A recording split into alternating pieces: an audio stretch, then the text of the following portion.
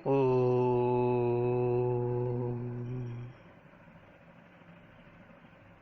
प्रिय छात्रों, आज के इस व्याख्यान में मैं शास्त्रीय प्रथम वर्ष के छात्रों के लिए यति धर्म के अंतर्गत जो हमने पहले यति का काल यति धर्म में जाने के पहले क्या क्या करना है, उसका समय क्या है, इन सब की चर्चा की थी। और अब हम उसी चर्चा को आगे बढ़ाते हुए आज यति के कर्तव्य के ऊपर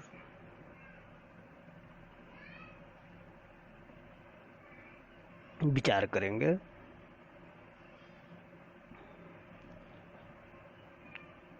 जैसा कि पहले यति के बारे में आए थे कि लौकिक अग्नि से रहित होकर, गृह से रहित होकर, शरीर में रोग आदि भी यदि हो तो चिकित्सा आदि का प्रबंध न करके स्थिर बुद्धि वाला, ब्रह्म का मनन करने वाला, इस तरह का जो भाव ब्रह्म में रखने वाला सन्यासी भिक्षा के लिए ग्राम में प्रवेश करे। और क्या क्या करे, आइए हम लोग देखें। कपालम वृक्ष मूलानि कुचेलम असहायता समता चैव सर्वस्मिन् नेतन मुक्तस्य लक्षणम। भिक्षा के लिए कपाल, मिट्टी का टूटा फूटा बर्तन, रहने के लिए पेड़ों के जड़, वृक्ष के नीचे का जो भाग है,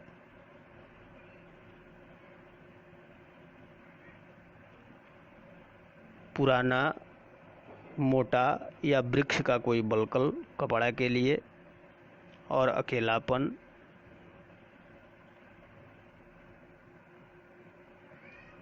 सब में समता, बराबर की बुद्धि, ब्रह्म बुद्धि को रखते हुए समान भाव से रहे, यह मुक्त के लक्षण हैं। नाभिनंदेत मरणम नाभिवंदेत जीवितम कालमेव प्रतीक्षेत निर्देशम भृतको यथा। मरने या जीने, इन दोनों में से किसी की चाहना न करे, कुछ न चाहे, किंतु नौकर जिस प्रकार वेतन की प्रतीक्षा करता है उसी प्रकार मृत्यु की प्रतीक्षा करता रहे। दृष्टिपूतम न्यसेत्पादम वस्त्रपूतम जलम पिबेत सत्यपूताम वदेद वाचम मनःपूतम समाचरेत। देखने से पवित्र भूमि पर चले, कपड़े से छान करके पवित्र करके जल पीवे, सत्य से पवित्र बात कहे और मन से पवित्र कार्य अर्थात आचरण को करे। अतिवादांस तितिक्षेत नावमन्येत कंचन न चेमम देहमाश्रित्य वैरम कुर्वीत केनचित्। क्रुध्यंतम न प्रति क्रुद्धेत आकृष्ट कुशलम वदेत सप्तद्वारावकीर्णा च न वाचम नृताम वदेत। मर्यादा से बाहर की बात किसी को कहे कभी नहीं कहे, और यदि कोई यति से यदि कहे मर्यादा से बाहर की बात तो उसका सहन भी करे, किसी का अपमान न करे, क्योंकि शरीर जो है वो नश्वर है और इस शरीर को धारण करता हुआ वह किसी के साथ बैर की भावना भी न रखे। क्रोध से युक्त भी किसी के ऊपर यदि कोई यति के ऊपर क्रोध करे तब भी उसे यति को क्रोध नहीं करना चाहिए।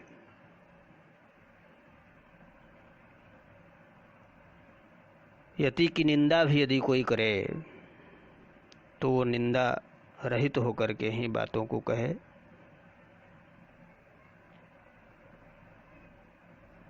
और ये सप्त द्वारों से जो निकलने वाली जो विनाशशील जो वाणी है, उस व्यर्थ को वाणी को न बोले। अध्यात्म रतिरासीनो निरपेक्षो निरामिषः आत्मनैव सहायेन सुखार्थी विचरेदिह। ब्रह्म के ध्यान में लीन रहे, योगासन में बैठा हुआ रहे, कमंडलू दंड वस्त्र आदि की सुंदरता, नवीनता या अधिकता, इन सब से रहित होना चाहिए। मांस विषय के भोग इत्यादि की अभिलाषा से भी दूर रहना चाहिए।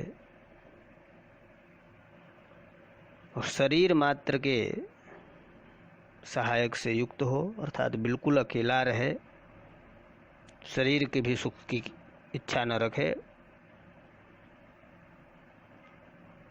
मोक्ष सुख को चाहने वाला सन्यासी यति इसी प्रकार संसार में विचरण करे। नचोत्पात निमित्ताभ्याम न नक्षत्रांग विद्यया नानुशासन वादाभ्याम भिक्षाम लिप्सेत करहिचित। उत्पात, भूकंप, उल्कापात इत्यादि, शरीर या नेत्रादि का फड़कना, नक्षत्र, अंग विद्या, हस्तरेखा, अनुशासन, राजनीति आदि के बारे में, अर्थात और शास्त्रों का ज्ञान इत्यादि शास्त्रों के अर्थ को भी कभी भी भिक्षा प्राप्ति के लिए किसी को न सुनाए। न तापसैर ब्राह्मणैर्वा वयोभिरपि वा स्वभिः आकीर्णं भिक्षुकैर वान्यैर अगारम उपसंव्रजेत। बहुत से वानप्रस्थ या साधुओं, ब्राह्मणों, पक्षियों, कुत्ता, भिक्षुकों, ये जहाँ पहले से ही ये सब पहुँचे हों जिस दरवाजे पे, वहाँ भिक्षा के लिए कभी न जाए।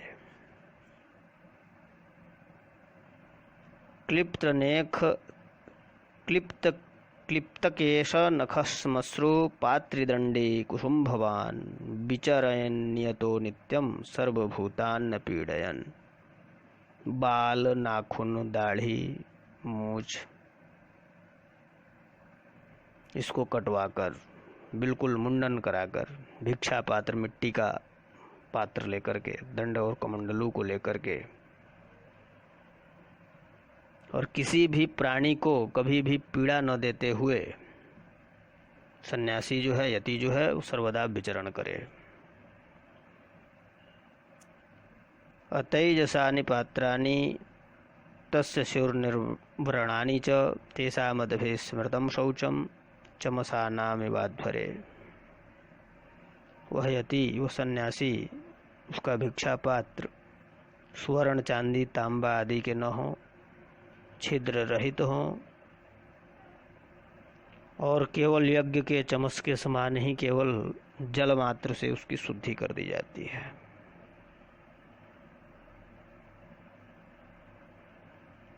सुवर्ण, चांदी, तांबा आदि के भिक्षा पात्र न हो तो किसके भिक्षा पात्र सन्यासी का, यति का होना चाहिए? तो अलाबुम दारुपात्रम च मृण्मयम वैदलम तथा एतानि यति पात्राणि मनो स्वयंभुवो ब्रवीत। अलाबुम, तुम्बा, जो लौकी का जो सूखने पर जो बन जाता है, लकड़ी का, मिट्टी का, बांस के पात्र का, ये सब जो है सन्यासी के लिए पात्र होना चाहिए, ऐसा स्वयंभू मनु ने कहा है। एक कालम चरेत भैक्षम न प्रसज्जेत विस्तरे भैक्षे प्रसक्तो ही यतिर विषयेष्वपि सज्जति।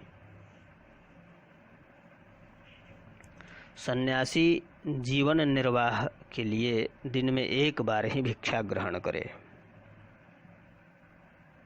और कभी भी अधिक उससे लेने के लिए, भोजन से अधिक लेने की इच्छा न रखे। आसक्ति न रखे, क्योंकि भिक्षा में आसक्ति रखने वाला जो सन्यासी है वो विषयों में आसक्त कहा जाता है, और विषयों में आसक्त हो जाने पर फिर वो सन्यासी धर्म से च्युत होने लगता है। विधु में सन्न मुसले व्यंगारे भुक्तवज्जने वृत्ते शराब संपाते भिक्षाम नित्यम यतिश्चरेत। भिक्षा जो है यति को कब मांगना चाहिए? जब गृह आश्रम में रहने वालों के घर में धुआं दिखाई न पड़ता हो, अन्न कूटने का शब्द न होता हो, आग बुझ गई हो, सब लोग भोजन कर लिए हो, खाने के पात्र जो है पत्तल आदि बाहर फेंक दिए गए हों, तब भिक्षा के लिए सन्यासी हमेशा निकले। अलाभे न विषादी स्यात् लाभे चैव न हर्षयेत् प्राण यात्रिक मात्रस्यान् मात्रा संगात विनिर्गतः। भिक्षा के मिलने या न मिलने पर विषाद नहीं करे, मिलने पर हर्ष न करे, और जितने भिक्षा से जीवन का निर्वाह हो सके उतने ही भिक्षा को ग्रहण करे। दंड कमंडलू आदि की मात्रा में भी आसक्ति न करे कि ये दंड मेरे पास हो, ये कमंडलू मेरे पास हो, ऐसा वस्त्र मेरे पास हो, इस सब में रुचि न रखे। अभिपूजित लाभांस्तु जुगुप्से तैव सर्वशः अभिपूजित लाभश्च यतिर्मुक्त मुक्तोपि बध्यते। इस तरह से सत्कार के साथ जो मिलने वाली भिक्षा है उसको स्वीकार न करे। पूजा पूर्वक होने वाली भिक्षा प्राप्ति से मुक्त भी, यदि मुक्ति पाने वाला भी सन्यासी है, वो बंध जाता है।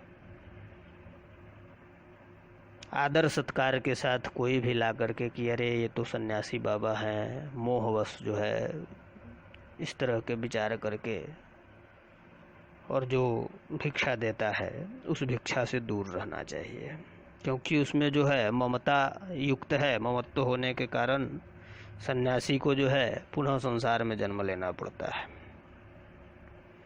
अल्पान्नाभ्यवहारेण रहस्थानासनेन च ह्रियमाणानि विषयीन्द्रियाणि निवर्तयेत्। सन्यासी विषयों को आकृष्ट होती हुई इंद्रियों को थोड़ा भोजन करके और एकांत में वास करके उसको बस में करे, रोके।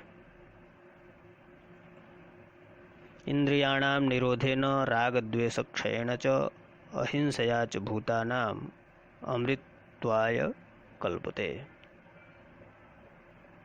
सन्यासी इंद्रियों को अपने विषयों से रोकने पर, राग और द्वेष के त्याग से और प्राणियों की अहिंसा करने से मुक्ति के योग्य होता है।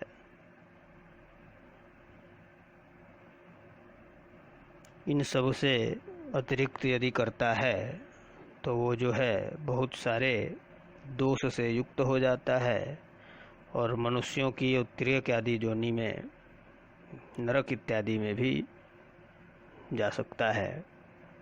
इसके बारे में भी आगे हम लोग आगे के व्याख्यान में श्रवण करेंगे, अध्ययन करेंगे।